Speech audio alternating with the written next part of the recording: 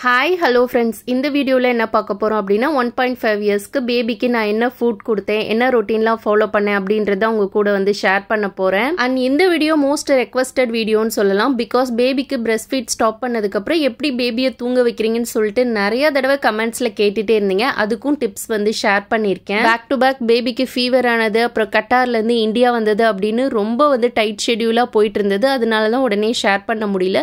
So இந்த video உங்களுக்கு ரொம்ப யூஸ்ஃபுல்லா இருக்கும். வாங்க வீடியோக்குள்ள போகலாம். கட்டார்ல இருந்த வரைக்கும் மார்னிங் எழுந்தோடனே பேபிக்கு ஃபேஸ் வாஷ் பண்ணிட்டு அவ முன்னாடி தான் எப்பவும் நானும் ப்ரஷ் பண்ணுவேன். பிகாஸ் அப்பதான் அவளுக்கு காலையில எழுந்தோடனே நம்ம ஃபர்ஸ்ட் ப்ரஷ் பண்ணணும் அப்படின்ற ஒரு தாட் வரணும் அப்படின்றதுக்காக. ஸோ அப்படி பழக்கினாலேயே இங்கே இந்தியா வந்ததுக்கு அப்புறம் நாங்க பாக்குற பீடியாட்ரிஷியன் கிட்ட கேட்டு அவளுக்கு டீத்லாம் வந்தனால பேஸ்ட் கேட்டிருந்தேன். அவங்க வந்து இந்த கிடோடென்ட் அப்படின்ற டூத் பேஸ்ட் வந்து ரெக்கமெண்ட் பண்ணாங்க. ஸோ பேபி ஹக் பிராண்ட்ல இந்த ப்ரஷ் வாங்கியிருந்தேன். இப்போ நான் ப்ரஷ் பண்ணும்போது என் கூட சேர்ந்து அவளுமே ப்ரஷ் பண்றதுக்கு அப்படியே பழக்கிட்டு இருக்கேன். அவளும் ட்ரை பண்றா சூப்பரா.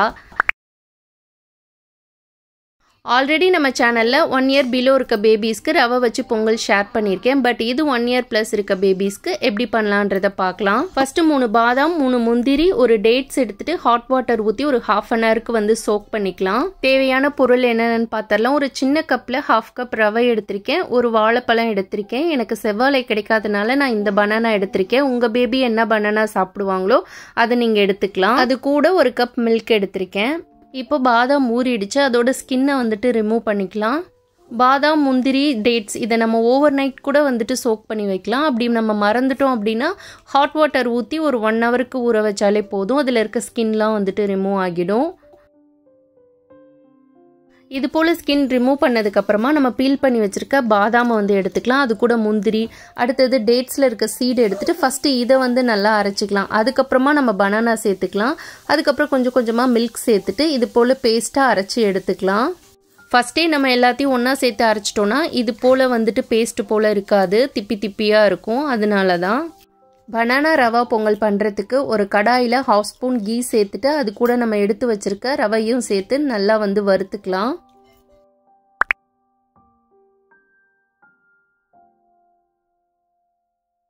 கோல்டன் ப்ரௌன் லைட்டாக வந்ததுக்கப்புறமா நம்ம எந்த கப்பில் ரவையை அளந்தோமோ அதே கப்பில் ஒரு 4 கப் அளவுக்கு நல்ல ஹாட் வாட்டரை ஊற்றிக்கலாம். நம்ம தண்ணி ஊற்றும் போது இது மாதிரி மிக்ஸ் பண்ணிகிட்டே இருக்கணும். அப்போ தான் லம்ப்ஸ் எதுவும் ஃபார்ம் ஆகாமல் இருக்கும். நம்ம டைரெக்டாக வாட்டர் சேர்க்கும் பொழுது டக்குன்னு கட்டி பிடிக்க ஆரம்பிச்சிரும். ஸோ இதை வந்து கரெக்டாக ஃபாலோ பண்ணிக்கோங்க. இந்த சூடுலேயே ரவை வந்து நல்லா வெந்துடும். இப்போ வந்து நம்ம எடுத்து வச்சிருக்க மில்கை வந்து சேர்த்துக்கலாம். கொஞ்சம் கொஞ்சமாக இதையும் வந்து சேர்த்துட்டு நல்லா வந்து மிக்ஸ் பண்ணி விட்டுறலாம்.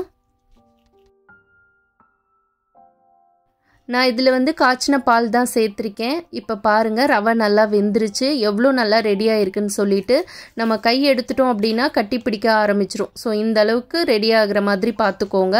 அதுக்கப்புறமா நம்ம அரைச்சி வச்சுருக்க நட்ஸ் பேஸ்ட் இருக்கு இல்லையா, அதையும் இது கூட வந்து சேர்த்துக்கலாம்.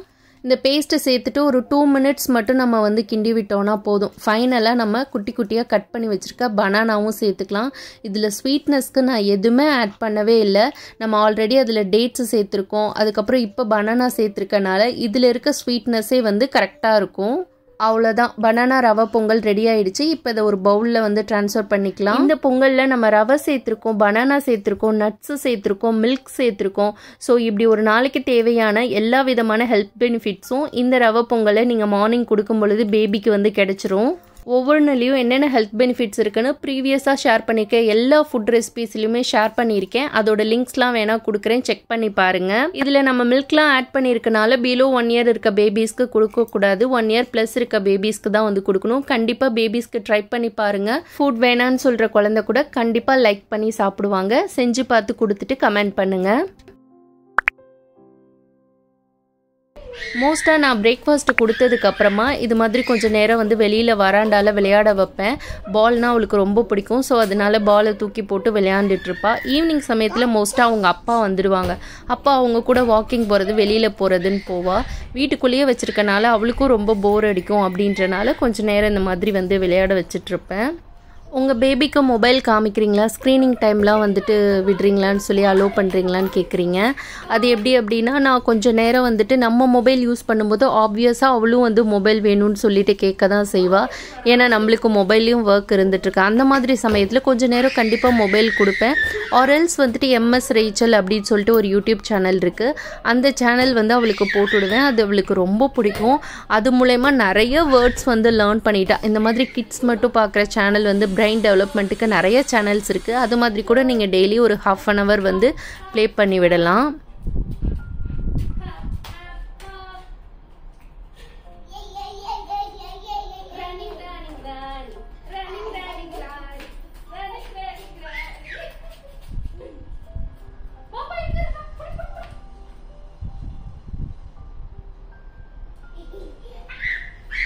கொஞ்ச நேரம் விளையாடிலாம் முடிச்சதுக்கப்புறமா மிட் மார்னிங்கில் ஸ்மூதி கொடுப்பேன். ஆல்ரெடி நம்ம பனானா பொங்கல்லையே நட்ஸ்லாம் ஆட் பண்ணியிருக்கனால ஜஸ்ட்டு ஸ்டோக் பண்ண ரேசன்ஸ் மட்டும் வந்து கொடுக்குறேன். நம்ம கருப்பு திராட்சை இருக்கு இல்லையா, அதை வந்து ஊற வச்சுட்டு ஒரு 5 to 10 வந்து கொடுப்பேன்.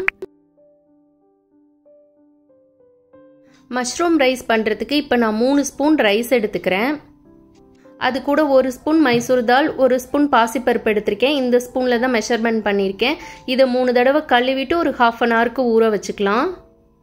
மசாலாவுக்கு ரொம்ப கம்மியாக 1/4 ஸ்பூன் அளவுக்கு மஞ்சத்தூள் எடுத்துக்கிறேன். 1/4 ஸ்பூன் சாம்பார் பவுடர் எடுத்துக்கிறேன். தேவையான அளவு சால்ட் சேர்த்துட்டு ஒரு 1/4 ஸ்பூன் சீரகமும் எடுத்துக்கிறேன். இது எல்லாத்தையும் தனியாக வச்சுக்கிறேன். அதுக்கப்புறமா நம்ம ஊற வச்ச அரிசி, 2 மஷ்ரூம் எடுத்திருக்கேன், ஒரு பூண்டு, ஒரு சின்ன வெங்காயம் எடுத்து வச்சுருக்கேன். அடுத்து நம்ம ரெடி பண்ணி வச்சுருக்க மசாலா, இது எல்லாம் தான் தேவையான பொருட்கள். இப்போ எப்படி பண்ணலான்றதை பார்த்துடலாம். ஒரு பாத்திரத்தில் நம்ம ஊற வச்ச அரிசியை அந்த தண்ணியோடு சேர்த்துக்கலாம். ஏன்னா நல்ல தண்ணி போட்டு தான் நம்ம வாஷ் பண்ணியிருக்கோம். அடுத்து ஒரு பூண்டு, ஒரு வெங்காயம், நம்ம எடுத்து வச்சுருக்க மஞ்சத்தூள், சீரகம், உப்பு, இது எல்லாத்தையுமே சேர்த்துக்கிட்டு அது கூட தேவையான அளவு தண்ணி சேர்த்துக்கலாம். இதை நீங்கள் குக்கர்லேயும் வந்து பண்ணலாம். ஏன்னா நான் பாத்திரத்தில் வைக்கும்போது நிறைய பேர் வந்து குக்கரில் பண்ணலாமான்னு கேட்குறீங்க. தாராளமாக நம்ம குக்கர்லேயும் வந்துட்டு செய்யலாம். ஸோ அடிக்கடி நம்ம மிக்ஸ் பண்ணி விட்டுட்டு ரைஸ் வெந்துருச்சான்னு செக் பண்ணிக்கலாம். இப்போ நம்ம மஷ்ரூம் சேர்க்க தேவையில்லை. ரைஸ் ஒரு 80% வெந்ததுக்கு அப்புறமா தான் சேர்க்கணும். பிகாஸ் மஷ்ரூம் வந்து சீக்கிரமாக வெந்துடும். ஒரு 80% இப்போ ரைஸும் வெந்துடுச்சு. நம்ம கட் பண்ணி வச்சுருக்க மஷ்ரூமையும் வந்து சேர்த்துக்கலாம். இது எல்லாம் சேர்ந்துட்டு நல்லா வந்து குக் ஆகட்டும். ஒரு 10 மினிட்ஸ்க்கு அப்புறம் ரைஸும் மஷ்ரூமும் நல்லாவே குக் ஆகிடுச்சு. நம்ம வேக வைக்கும் போது எப்போவுமே மீடியம் ஃப்ளேமில் தான் வந்து வைக்கணும். அவ்வளோதான், இது ரெடி ஆகிடுச்சு. நெக்ஸ்ட்டு மஷ்ரூம் ஃப்ரை எப்படி பண்ணலான்றதை பார்க்கலாம். அதுக்கு நான் ஒரு பேனில் கீயை ஃபுல்லாக வந்து அப்ளை பண்ணிவிட்டு இது மாதிரி ஸ்லைஸ் பண்ண மஷ்ரூமை வந்து வச்சுட்டு அது மேலே லைட்டாக வந்து சால்ட்டையும் பெப்பரையும் இந்த மாதிரி ஸ்ப்ரிங்கிள் பண்ணி விட்டுக்கிறேன். லோ ஃப்ளேமில் வச்சுட்டு ஒரு 2 to 3 மினிட்ஸ்க்கு ஒரு சைட் நல்லா வந்து வேக வச்சுக்கலாம். நெக்ஸ்ட்டு திருப்பி போட்டுட்டு திரும்ப ஒரு 2 to 3 மினிட்ஸ்க்கு வேக வச்சோன்னா ரொம்ப டேஸ்ட்டாக இருக்கும். கண்டிப்பாக கிட்ஸ் லைக் பண்ணுவாங்க. ட்ரை பண்ணி பாருங்கள். இந்த மஷ்ரூம் ஃப்ரையை நீங்கள் ஈவினிங் ஸ்நாக்காக கூட வந்து கொடுக்கலாம். ஸோ லஞ்சுக்கு மஷ்ரூம் ரைஸ், அது கூட மஷ்ரூம் ஃப்ரை, கொஞ்சமாக பனானா ஸ்லைஸ் பண்ணி வச்சுருக்கேன்.